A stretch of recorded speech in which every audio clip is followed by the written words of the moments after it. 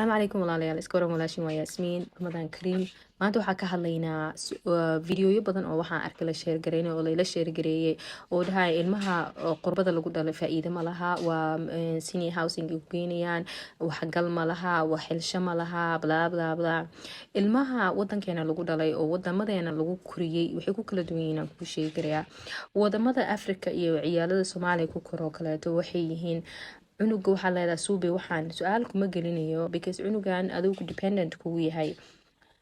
warnaga aamus caasi baa nagu noqonin hana weydiinin suubi baan ku dhahay do it saan ku dhahay yeel aniga igu soo celin ereyga baa lagu koriyay kuwa wadankana way ku weydiinayaan why should I do this why should I call wala abtigay why should I do this which ilmahaada rabta inay ku question gareeyaan waarid baa tahay qalad waa suubin karaysaa aniga waxun ilama aan cunugaada inuu ku question gareeyo ardaydeeda way question gareeyaan maxaa example aan siinaya ciyaalkayga maalinta ugu horeysa iskuulka la furo aan la kulmo waxaan dhahaa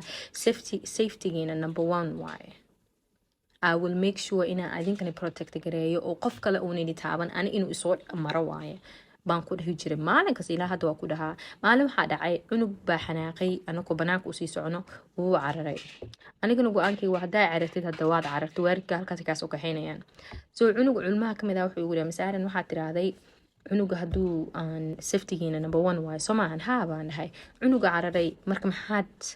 uga daba ordi weysay Oh, that's a good question, Bandahay. But 25 kids say agtagan and hal cunug ba cararay. All I have to do is phone call and wacaya waxaan leeyahay cunugaas atagay caawiya. So ilmihi saas miya ha su'aal xun maahan maxaad ii question garaynaysaa waxaas maahan waa insecurity markii cunugaadu wax ku weydiiyo aad ka xanaaqdid that means nabar ku xanuunaya baa ku dakhnaanayo